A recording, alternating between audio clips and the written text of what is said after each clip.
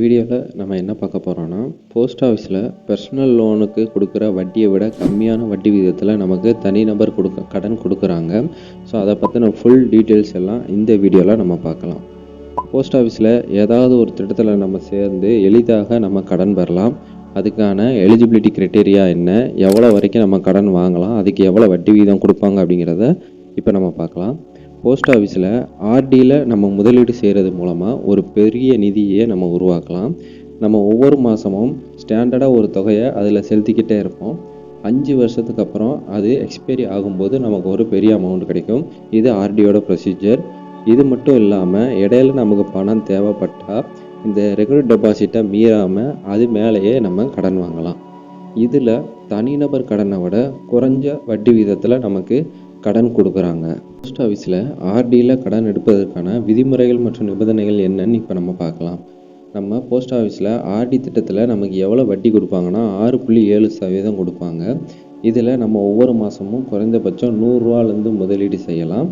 அதற்கு மேலே 10 மடங்குகளில் நம்ம எவ்வளோ தொகை வேணால் டெபாசிட் செய்யலாம். இதுக்கு அதிகபட்ச டெபாசிட் தொகை அப்படின்னு சொல்லி எந்த வரம்பும் கிடையாது. போஸ்ட் ஆஃபீஸில் நம்ம 5 வருஷம் ரெகுலர் டெபாசிட்டில் தொடர்ந்து 12 தவணைகள் டெபாசிட் செய்திருந்தால் நம்ம இந்த கடன் வசதியை பெறுவதற்கான எலிஜிபிளாக தாண்டுறோம். அதாவது இந்த கடன் வசதி நம்ம பெறணும்னா குறைஞ்சபட்சம் 1 வருஷமாவது நம்ம தொகையை டெபாசிட் செஞ்சுருக்கணும். 1 வருஷம் கழித்து நம்ம கணக்கில் டெபாசிட் செய்யப்பட்ட தொகையில் 50% வரைக்கும் கடனாக அவங்க கொடுப்பாங்க. அந்த கடன் தொகையை நம்ம மொத்தமாகவோ இல்லை மந்த்லி இஎம்ஐ மூலமாகவோ நம்ம பே பண்ணிக்கலாம். இன்னொரு பக்கம் நம்மளால் கடனை திருப்பி செலுத்த முடியலை அப்படின்னா இந்த ஆர்டியோட கணக்கு எக்ஸ்பைரி ஆகும்போது நம்ம கடனும் வட்டி தொகையும் கழிச்சிட்டு அதுக்கப்புறம் மீதி எவ்வளோ அமௌண்ட் இருக்கோ அதை நம்ம கணக்கில் அவங்க டெபாசிட் செஞ்சுருவாங்க. இதுக்கு எவ்வளோ வட்டி கிடைக்கும்னு நம்ம பார்த்தோன்னா, நம்ம ஆர்டியில் மேக்ஸிமம் கடன் வாங்கினா கடன் தொகைக்கான வட்டி நம்ம ஆர்டியோட கணக்குக்கு பொருந்தும். அதாவது நமக்கு எவ்வளோ கொடுக்குறாங்களோ வட்டி அதை விட 2% அதிகமாக தான் அவங்க வட்டி போடுவாங்க.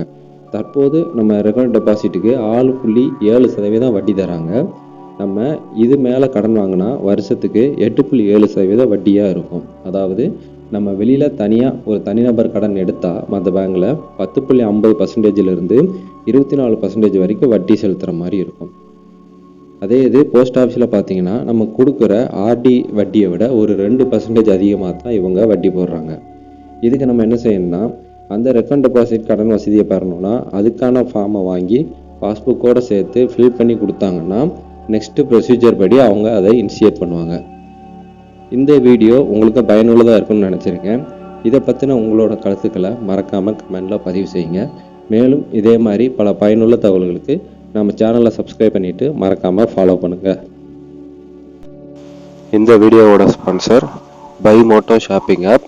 இவங்க ஒரு ஆன்லைன் ஷாப்பிங் ஆப் தான். அதாவது நமக்கு தேவையான எல்லா மளிகை பொருட்கள் காய்கறிகளும் இந்த ஆப்லேருந்து நம்மளால் பர்ச்சேஸ் பண்ணிக்க முடியும். இந்த ஆப் ப்ளே ஸ்டோர்லேயே ரிஜிஸ்டர் ஆகிருக்கு. உங்களுக்கு வேணுங்கிறவங்க டிஸ்கிரிப்ஷனில் லிங்க் இருக்குது, அதை கிளிக் பண்ணி இந்த ஆப்பை இன்ஸ்டால் பண்ணிக்கோங்க. நியூ ஜாயினர்ஸ் எல்லாருக்குமே அவங்க ஆஃபர் கொடுக்குறாங்க. ஸோ கண்டிப்பாக நீங்கள் இதை யூஸ் பண்ணி பாருங்கள்.